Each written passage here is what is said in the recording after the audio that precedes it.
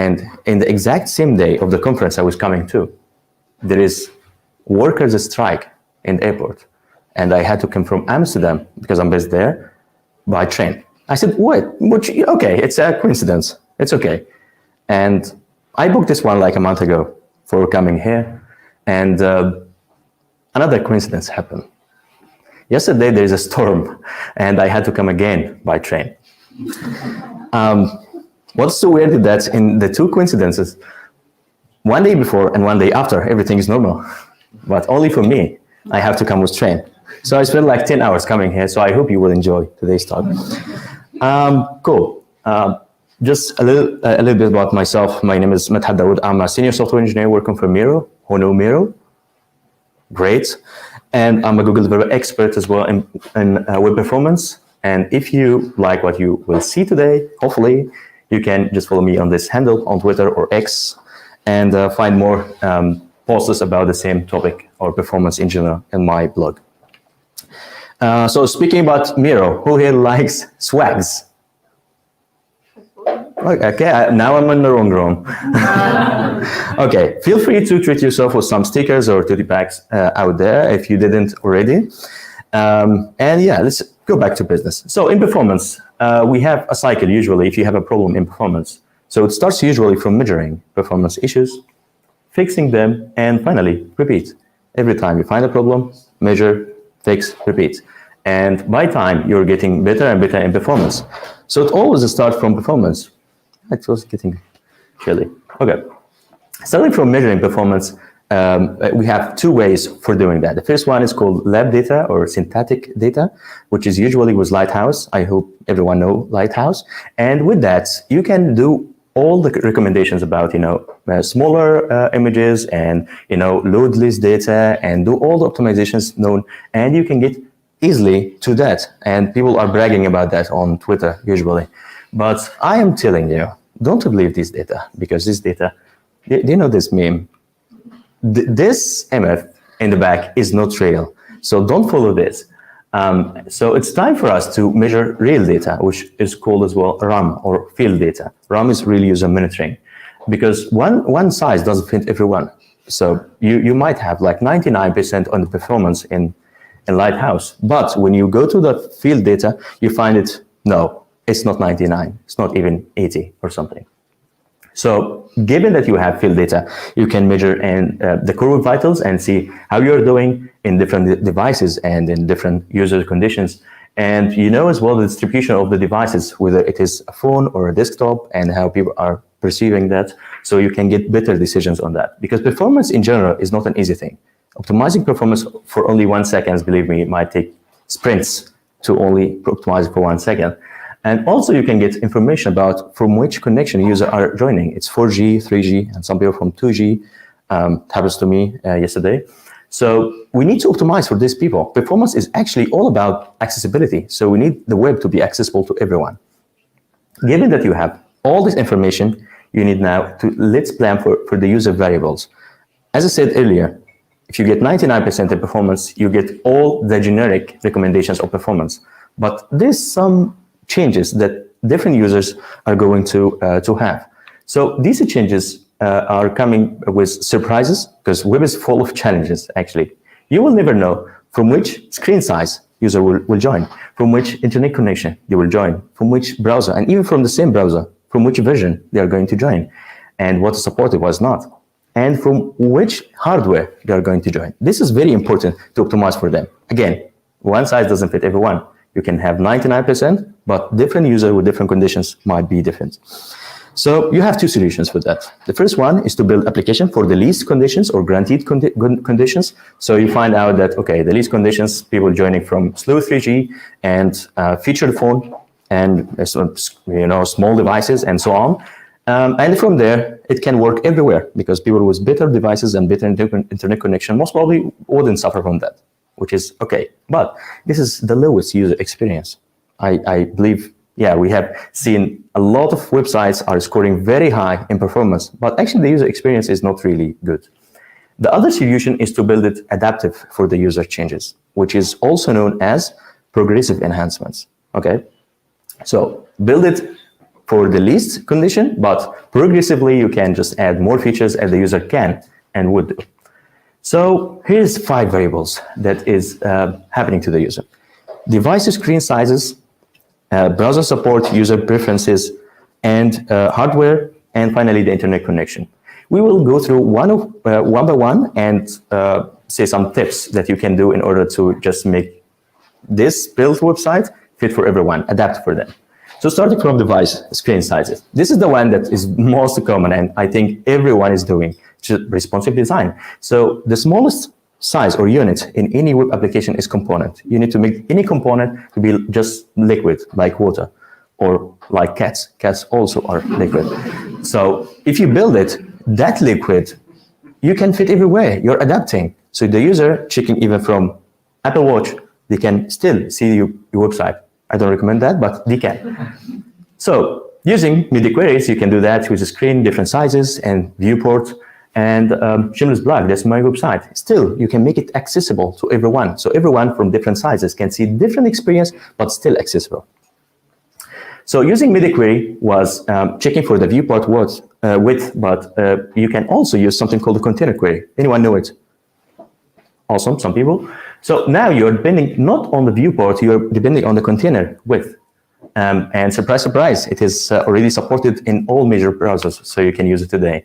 That gives your component more liquidity, so you can adapt more. A different thing that you can do as well, if your images in this in your website is uploaded by the user, you can use something like Sharp or Image Magic. Using that, you can get one image and resize it whatever the size you want and serve it on demand. Using, you just send the width and height and it comes back. And if you don't want to do that, you can use some service like Cloudinary or do-it-yourself with Thumper that you can serve yourself on your website. Another thing is to serve responsive images. And if you're using, I'm not sure, how many of you using React? Yeah, that's great, majority. So if you're using React or using Next.js, you will find that there is a component that is already introduced called image component. This image component is more or less doing that. It's getting the image, and because Next.js in particular is mostly hosted on Vercel, it is a service that gets one image and create different sizes and serve them on demand. So you have something called source set that you can do it yourself, of course, and you give different sizes of the same image and serve them based on the screen size. This is somehow adaptability. You're adapting to what the user need. This way, you're saving a lot of megabytes instead of serving, high resolution image everywhere, which is great for desktop with high performance. This doesn't work for feature phone and with 2G or 3G connection. So try this out. So using that, actually, we mitigated a little bit how we can adapt for the screen size. And this is very common. I think all the things I said, very obvious. Let's get into a less obvious stuff that you can do. So browser support. If you are serving any media in your website, videos or images, starting from videos, you need to support new extensions that might be of help. Just more compressed, still okay quality, like WebAmp, which is more compressed, better quality for people who has feature phones or less connection. And also for images, you can serve different extensions like Aviv. Anyone know Aviv? It's a relatively new extension, but now there's JPEG XL as well that you can use.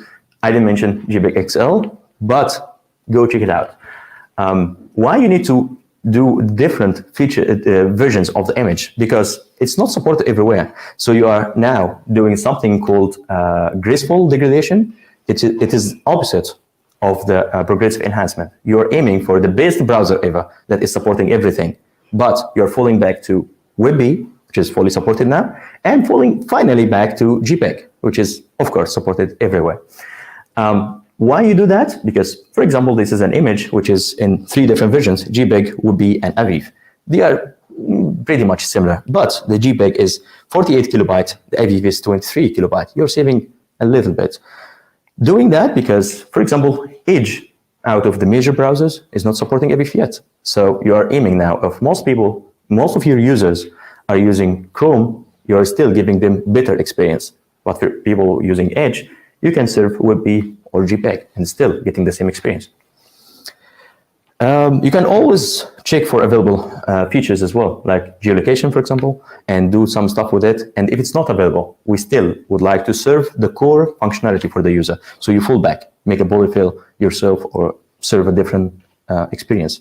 The most important thing is to give the same user experience, or at least the core experience for the user. You can use as well CSS supports. Do you know who knows supports? Have you used it before? Okay, you know it, not using it. Okay, clear. So for this one, you can check for support for some selectors. For some of the selectors are not available everywhere. So for example, this support, if it's not supporting the colon has thing, which is not supported, fully supported yet, you can check. If it's supported, you do the what's above, which is not going to be working if it's not supported. And if it's not supported, just make selection in a different way and support a different experience. Support select in itself, which is checking for supports, is fully supported. And in which, I can see it in a different way. So it's fully supported in major browsers. Of course, IE is deprecated, but everywhere it's supported. So don't stop yourself. You can do it and serve better experience, or at least you can make a concise way of doing the same thing. I'm working for Miro, as I said, and we at Miro as well are using something called off-screen canvas to enhance the performance of the canvas. And we, surprise, Safari is not supporting it fully. So some features in that we are checking as well the same way. Is it supported? Yes. Okay, use it. Is it not? Okay, we are serving it with a polyfill or a completely different experience. So it's okay if you're using Safari to have less performant website. It's fine. So we can just adapt to the user. So this way, the browser support is also mitigated. You can just make it adaptive more. So let's move on for a small one, which is user preference. I'm not sure if everyone is aware of that, but in any user OS right now, you can do some preferences. So you can prefer to have like a dark mode. You can prefer to have less motion. You can, say less transparency, and mostly for elderly people as well, they are doing that because they cannot, notice animations or notice transparency. It's not clear for them to have much, contrast using transparency. Okay, so you can set that, and you never know. This is one of the variables. You never know what is your user doing. What is their preferences? So you need to adapt for that as well, using some media queries. So the first one is mostly known, which prefers color scheme dark. So using that, if you're supporting light mode, dark mode, you have also a button, but you can check if the user prefers the dark mode anyway, switch it to dark. This is useful, okay? This is not performance thing, but this is better user experience since D prefers the dark mode. Another thing is reduced motion. Reduced motion is checking if you have a lot of animation and the user prefer less motion. Inside this media query, you can just disable motion, disable animation. This wouldn't take anything from the business goal, but it will have a better user experience and people will not be frustrated from a lot of animation happening and they cannot pick it up. Another thing is prefers reduced data. This is very interesting because this one, the user can set as well, opt-in for reduced data. For some countries, there's limited amounts of data that they can serve.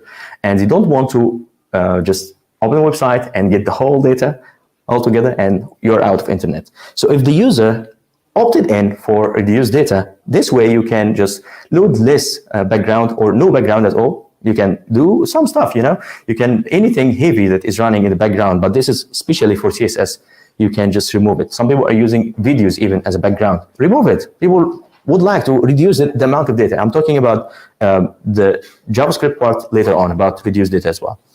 If they prefer reduced transparency, you can just simply give different transparency level or no transparency at all based on that. Those two in particular are affecting performance.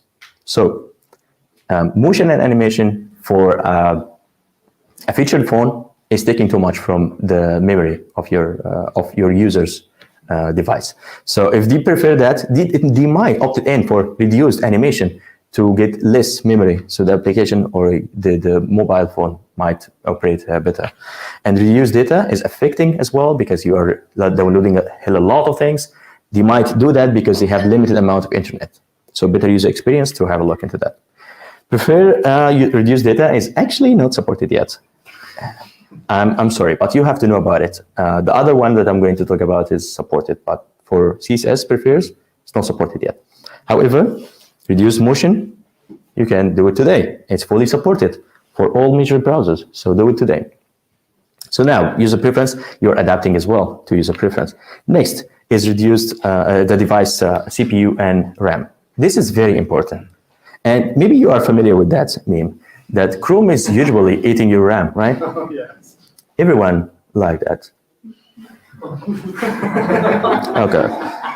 Until recently, if you updated to the latest Chrome, you'll find out that they added this sneaky feature that you hover over any tab and you know how much memory this tab is taking. Have you seen that? You did not. You are not updating. And the problem with that is when developers have seen that, they start, yeah, we used to blame Chrome. Now we have to do our job.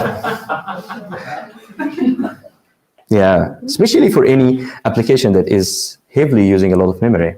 It's like, I would say Miro as well. We are using a lot of memory. And we are starting looking into that because now we are exposed. But not only us, even for Atlassian, for Jira. I think everyone is using Jira. Try to open one backlog and keep it for some time and hover over it, see how much memory they are taking. I'm happy for that. Okay, so doing your job. There is some APIs for that is device memory, which is still experimental. I will show you the support later, but this is coming back to you with number. This number is a number of gigabytes. The capacity of the memory doesn't mean that this is the available capacity. That's the full capacity. But if you are checking for device memory and you find out it's pretty, low capacity, most probably you need to reduce your consumption of the memory. You have to. So for some e-commerce websites, for example, you will find that they are serving 3D model for the thing that they are selling. But if you have the user is checking from a device with less memory, it's better to give better user experience by serving them with maybe a fixed image or a small video better than a 3D model, which is taking a lot of memory. Okay, that's one usage. It is supported in all Chromium-based website browsers, but it's not fully supported yet in Safari and Firefox. Not supported yet. Hopefully, they will pay some attention soon. As a GDE, advocate for Chromium, obviously, but they are doing a great job in Chromium-based browsers. Another one, it's hardware concurrency. This one is coming back with a number, of course, of a processor at the user's device, which help you start thinking about how you can adapt to that. How can I make use of this number? And from that, you can just decide how many web workers that you can run in parallel. So based on that, you can decide about the multi-threads or threading, or send some hints to the user, to the server, to send less usage of the CPU. And one thing that, performance is usually like a trade-off. Just one notion of that is people are saying, all right, I'm going to compress everything, gzip everything, or Protly everything. This comes with trade-offs because this is taking more CPU. So if the user that you are serving is actually having less processing, it's better to serve something that is not that much compressed. This is taking from their device, and they will feel that the devices start to be hot, and they are most probably say, right, this website is not really good. Surprised that this is supported in all major browsers, so you can check it today and act upon it if you have anything that is consuming users' resources. So some just hints. First of all, if you have zoom in and out or animation on sleep devices, you can disable them because this is taking from the memory, is taking as well from processing of the GPU of the device of the user. So that's one hint. Another thing, image carousel. If you have an image carousel, you say, all right, it's 5 images. That doesn't matter. But no, you only load the first one, even for the LCP, which is largest contentful print. Load the first one and load the rest, either by checking the idle mode or by intent. So if the user hover over the arrow back and forth, you can load the rest of the images lazily. This way you are consuming less memory instead of, some people are thinking, okay, I'm going to show the first one and the rest I'm going to fetch and put them in the cache. This is taken from the device. So you need to think about that. This is controversial, but I had a conversation the day before yesterday with the DevRel team in Google about that, because there's a new metric coming up in March next year. It's called IMP. Have you heard about it? Yeah, one person. Okay, great. IMP is interactive to next print, which is measuring the user interactivity with the page. Have you heard about FID? FID in Core Vitals? Okay. Okay, Core Vitals are something that is measuring interactivity, but in general, it was there were some metrics. One of them was FID, or first input delay, which is measuring the first delay that happens after the user interacts.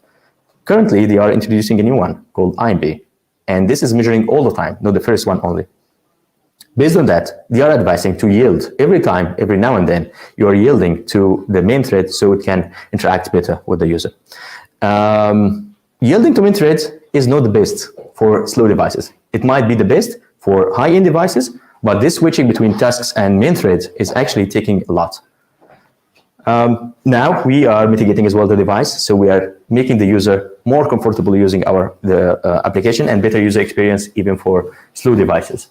Finally, it's internet connection. We have different internet connection. Here is just a chart in the past 10 years about the number of kilobytes that we're shipping.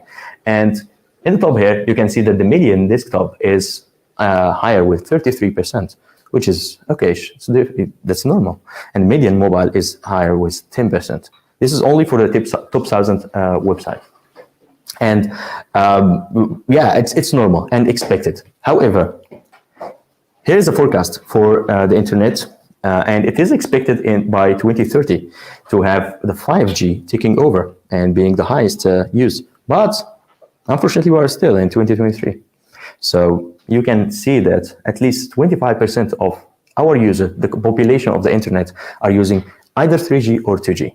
Okay, and 4G is majority right now. So I will give you an example that you have seen before, most probably. If you are in slow connection and open YouTube, you will find the quality is going down. Have you seen that before? Even by throttling it, I throttled it because I had a good connection, and I find out that this video is actually supporting 4K, but it is adapted to my condition. So this is very important, and even YouTube is doing that. There is an API called Network Information API. It's still experimental, but you can use it now. It comes back with this information, very important, but we are caring today about two of them. Start from the effective type. So if you are using React, and I asked it earlier, and it's a majority, you don't have to write it that way, but you can use something called React Adaptive Hooks, which is custom hooks created that is wrapping the same thing. So it comes back with the same information. You can use that, for example, to check use network status, and it comes with effective connection type. You can check using that. It makes it reactive, but it's the same thing, only wrapping the same API. So using that, you can do magic things. So first thing, you can check if the user is connecting from 4G, you can just serve a video, right? If it's coming from a 3G, you can just serve a mid quality of an image. And if it's 2G or less, edge sometime, you can just serve a low quality image. I have a quick demo about that I would like to show you.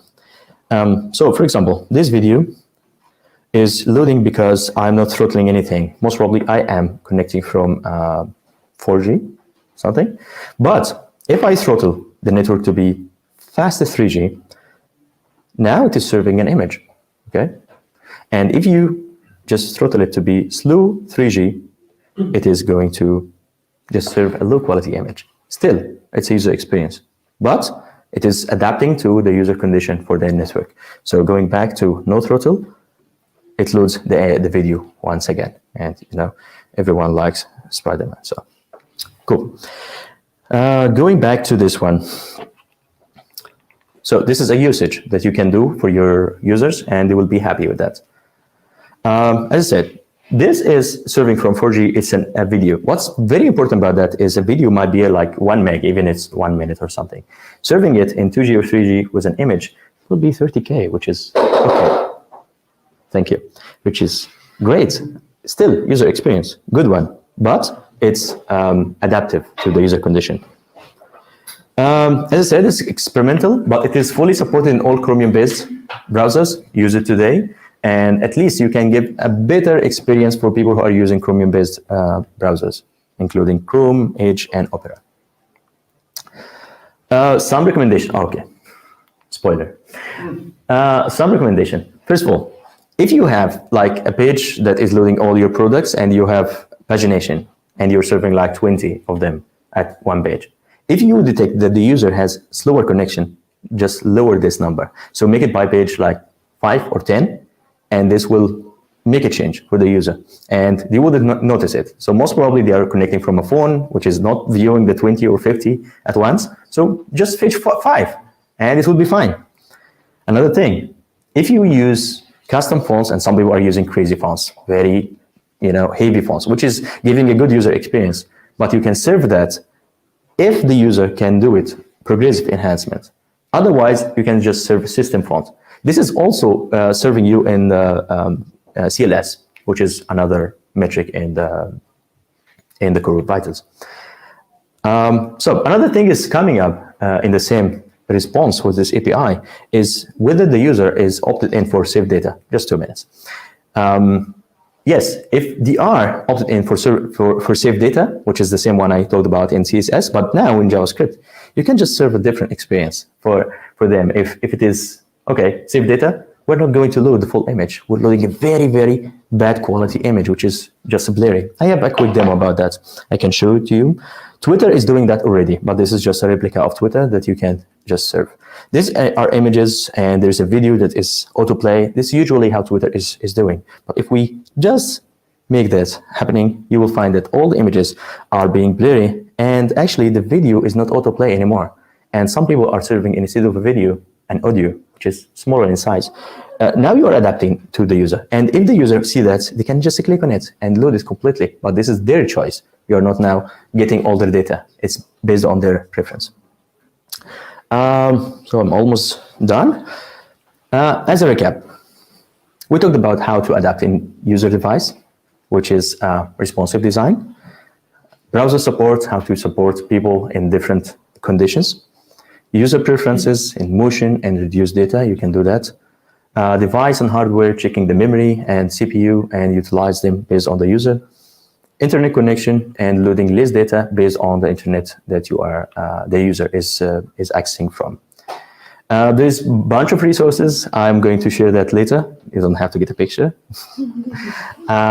If you like it, you can just come talk to me afterwards. If you would like to discuss anything related to performance, not only to talk today, you can follow me on Twitter on this handle. Find more posts on my blog on this one. And